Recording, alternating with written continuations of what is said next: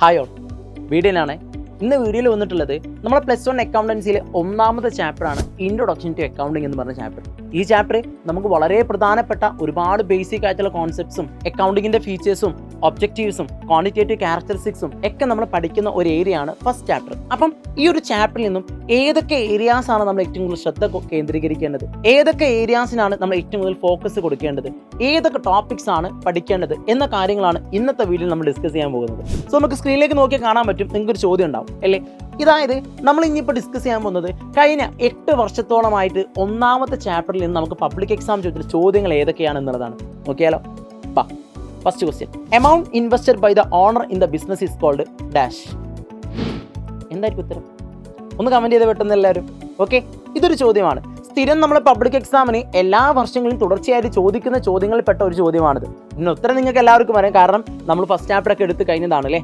Super, അടിപൊളി. Next, രണ്ടാമത്തെ question, complete as per hint given below. ഒന്നാമത്തെ ഹിന്റ് എന്താണ്? Current അസറ്റിന്റെ example ആണെന്ത്? Cash in hand. എങ്ങനെ? Current അസറ്റിന്റെ example ആണെന്ത്? Cash in hand. അങ്ങനെയാണെങ്കിൽ ബാക്കിയുള്ളതിന്റെ ഉദാഹരണങ്ങൾ എന്തൊക്കെയായിരിക്കും? അതാണ് നമ്മൾ ഈ രണ്ടാമത്തെ ചോദ്യം പറയുന്നത്. ഓക്കെ, നോക്കേ, ഒന്നാമത്തെ ചോദ്യത്തിൽ ഒരു ഡെഫിനേഷൻ തന്നിട്ട് ഐറ്റം എന്താണെന്ന് ചോദിച്ചു. എന്നാൽ രണ്ടാമത്തെ ചോദ്യത്തിലോ ഒരു കാറ്റഗറി തന്നിട്ട് അതിന്റെ ഉദാഹരണം നമ്മൾ ചോദിച്ചു. ഈ ഒരു രൂപത്തിലാണ് നമുക്ക് ഒന്നാമത്തെ അധ്യായത്തിൽ നിന്ന് നമുക്ക് പബ്ലിക് എക്സാമിന് ചോദ്യങ്ങൾ ചോദിക്കാം. അയ്യോ സൂപ്പർ, ഏകദേശം ട്രാക്ക് കിട്ടുന്നുണ്ടല്ലോ എല്ലാവർക്കും. അങ്ങനെയാണെങ്കിൽ മൂന്നാമത്തെ ക്വസ്റ്റ്യൻ, സ്റ്റേറ്റ് ഇനി 3 ഒബ്ജക്റ്റീവ്സ് ഓഫ് അക്കൗണ്ടിങ്. സ്റ്റേറ്റ് ഇനി 3 ഒബ്ജക്റ്റീവ്സ് ഓഫ് അക്കൗണ്ടിങ്. നിർബന്ധമായിട്ട് നമ്മൾ പബ്ലിക് എക്സാമിന് പോവുകയാണെങ്കിൽ, അല്ലെങ്കിൽ ഹാഫ് ഇയർ എക്സാമിന് പോവുകയാണെങ്കിൽ, അല്ലെങ്കിൽ നിങ്ങൾ ക്വാർട്ടർ എക്സാമിന് പോവുകയാണെങ്കിൽ ഈ ഒരു ചോദ്യം നിർബന്ധമായിട്ട് നമ്മൾ പഠിച്ചിരിക്കണം. കാരണം അത്രമേൽ പ്രധാനപ്പെട്ട ചോദ്യമാണിത്. What are the objectives of accounting എന്നുള്ളത്.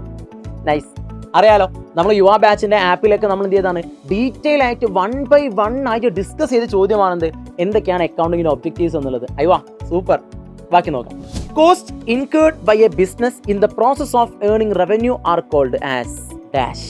എന്താണ്? Cost in the process of earning revenue is called as dash. നമ്മൾ ക്ലാസ്സിൽ ഒരുപാട് ഡിസ്കസ് ചെയ്ത കാര്യമല്ലേ. സോ എല്ലാവരും ഒന്ന് ഓടിച്ചാടി തുള്ളി പാടി പറഞ്ഞു വന്ന് ആ കമന്റ് ബോക്സിൽ ഒന്ന് കമന്റ് ഇട്ടെ, ഇതിന് ഉത്തരം ഒന്ന് കമന്റ് ഇട്ടെ, നോക്കട്ടെ എത്ര പേർക്ക് ഈ ഒരു ചോദ്യത്തിന് ഉത്തരം അറിയാം എന്ന് നമ്മളൊന്ന് ശ്രദ്ധിക്കട്ടെ. ഓക്കെ, നെക്സ്റ്റ് ക്വസ്റ്റ്യൻ, അടുത്തത് ഫിൽ ഇൻ ദ ബ്ലാങ്ക്സ് ആണ് as per hint given below. Okay, ഇവിടെ ഹിന്റ് കൊടുത്തത് എന്താണെന്ന് വെച്ചാൽ investment by the owner in the firm that equal to capital. അതായത് ബിസിനസ്സിലേക്ക് ഇൻവെസ്റ്റ് ചെയ്യുന്ന ക്യാഷ് നമ്മൾ വിളിക്കുന്ന പേരാണെന്ത്? ക്യാപിറ്റൽ. അയ്യോ അങ്ങനെയാണെങ്കിൽ അർത്ഥം എന്ത് കൊടുത്തിട്ടുണ്ട്? ഡെഫിനിഷൻ കൊടുത്തിട്ടുണ്ട്. എന്താണ് ഐറ്റം എന്നാണ് ചോദ്യം. എന്താ definition? Asset held for a short period of time. എന്താണ് asset held for a short period of time. Okay, അങ്ങനെയാണെങ്കിൽ അതിന് ഉത്തരം എന്തായിരിക്കും? കമന്റ് ഇട്, കാണട്ടെ എത്ര പേർക്ക് ശരി ഉത്തരം അറിയാൻ നോക്കട്ടെ. ഓക്കെ, സെക്കൻഡ്, ബി ഓപ്ഷനിലേക്ക് നോക്കുമ്പോൾ ഡെപ്റ്റർ എന്ന് പറഞ്ഞ ഐറ്റം മാത്രമേ കൊടുത്തിട്ടേ ഉള്ളൂ. അപ്പം നമ്മൾ എന്ത് ചെയ്യണം? നിർബന്ധമായിട്ടും എന്താണോ ഡെപ്റ്ററിന്റെ ഡെഫിനിഷൻ, ആ ഡെഫിനിഷൻ നമ്മൾ സൈഡായിട്ട് നൈസായിട്ട് അങ്ങോട്ട് എഴുതി വെക്കണം. സിമ്പിൾ. കാര്യങ്ങളൊക്കെ എല്ലാവർക്കും ഓക്കെ ആവുന്നുണ്ടല്ലോ. ഈ ഒരു ചാപ്റ്ററിൽ നിന്നും എങ്ങനെയൊക്കെയാണ് ചോദ്യങ്ങൾ ചോദിക്കുന്നത് എന്ന് ഏകദേശം റൂട്ട് കിട്ടുന്നുണ്ടാവും അല്ലേ. അങ്ങനെയാണെങ്കിൽ നെക്സ്റ്റ് ക്വസ്റ്റ്യൻ നോക്കാം. Cash or other asset invested by the owner in the business is called dash. എന്താ ആൻസർ? കമന്റ് കാണാം. Okay, next question, complete the series from the items given in the bracket. Okay, revenue expenditure, capital expenditure, revenue receipts, capital receipts. അതിന്റെ ഉദാഹരണങ്ങളും താഴെ കൊടുത്തിട്ടുണ്ട്. Building, bank loan, rent, sales. ഈ 4 item ഉദാഹരണം താഴെയുണ്ട്. നമ്മൾ എന്ത് ചെയ്യണം? ഏതാണോ കറക്റ്റ് ആയിട്ടുള്ളത് അതിനനുസരിച്ച് എന്ത് ചെയ്യുക? മാത്ത് ഫോളോ ചെയ്യുക, അല്ലെങ്കിൽ ബ്രാക്കറ്റിൽ നിന്നും എടുത്ത് ചെയ്താൽ. അടുത്ത question, find out the wrong pair. താഴെ കൊടുത്ത ഡാറ്റാസിൽ നിന്നും റോങ് പെയർസ് ഏതൊക്കെയാണ് എന്ന് കണ്ടെത്തുക. അതാണ് നെക്സ്റ്റ് ക്വസ്റ്റ്യൻ. ഓക്കെ, പറയേണ്ട ആവശ്യമില്ലല്ലോ, നിങ്ങൾ തന്നെ കമന്റ് ഇട്ടോളൂ അല്ലേ. Super. Okay, next question, briefly explain about 3 qualitative characteristics of accounting. അക്കൗണ്ടിങ്ങിന്റെ 3 പ്രധാനപ്പെട്ട ക്വാളിറ്റേറ്റീവ് ക്യാരക്ടറിസ്റ്റിക്സ് ഏതൊക്കെയാണ്? ഇമ്പോർട്ടന്റ് ആണ്, പഠിക്കാതെ പോകരുത്, അത്യാവശ്യമാണ്. എന്തായാലും പബ്ലിക് എക്സാമിന് ചോദിക്കും, എന്തായാലും ആപ്പിൾ എക്സാമിന് ചോദിക്കും. അപ്പോൾ next question, classify the following items as revenue, expenses, gain and profit. ഈ 4 കാറ്റഗറിയിൽ എന്ത് ചെയ്യണം? ക്ലാസിഫൈ ചെയ്യണം. ഒന്ന് നോക്കി, profit and sale of investment. അപ്പോൾ നമ്മളെല്ലാവരും വിചാരിക്കും പ്രോഫിറ്റ് ആയിരിക്കുന്നു. ആണോ? ചോദ്യം, നിങ്ങൾ കമന്റ് പറ ശരിയാണോ എന്നുള്ളത്. Next, interest received, goods sold at above cost, depreciation. ഈ 4 കാര്യങ്ങളാണ്. അപ്പോൾ ഒന്ന് ആലോചിച്ച് നോക്കി, ഇതിൽ ഏതൊക്കെയായിരിക്കും എക്സ്പെൻസ്, ഏതൊക്കെയായിരിക്കും റവന്യൂ, ഏതാണ് പ്രോഫിറ്റ്, ഏതാണ് ഗെയിൻ? ഒന്ന് കമന്റ് ബോക്സിൽ ഒന്ന് കമന്റ് ഇട്ടെ, നോക്കട്ടെ ഇതിൽ ആരൊക്കെയാണ് പഠിപ്പിച്ച് നോക്കട്ടെ, എത്ര പേർക്ക് ശരി ഉത്തരം അറിയാമെന്ന കാര്യം നോക്കട്ടെ. Then notebook purchased by a stationery shop comes under dash. അതായത് ഒരു സ്റ്റേഷനറി കടയിലേക്ക് നോട്ട് പുസ്തകം വാങ്ങുകയാണെങ്കിൽ അത് ഏത് അക്കൗണ്ടിന്റെ അണ്ടറിലായിരിക്കും വരാം? ഏതൊക്കെയാണ്? Asset, income, purchase and liabilities. ഇതിൽ ഏതാണ് ശരി ഉത്തരം? നോക്കാം. Okay, last and finally creative traders provide accounting information to its users whenever it is required.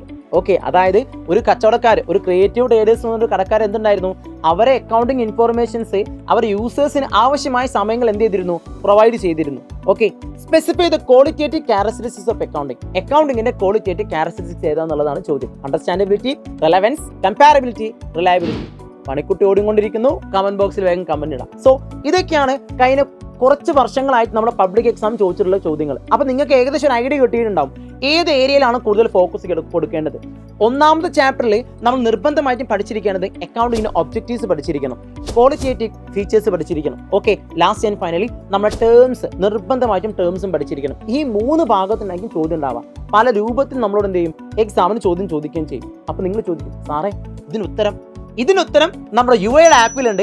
Full detail ആയിട്ടുള്ള വീഡിയോസ് നമ്മുടെ UIL ആപ്പ് പർച്ചേസ് ചെയ്യാം. അപ്പോൾ അതിൽ നിങ്ങൾക്ക് എല്ലാവർക്കും അവൈലബിൾ ആയിരിക്കും. സോ വീണ്ടും മറ്റൊരു വീഡിയോയിൽ തകർത്ത് കാണാം. All the best.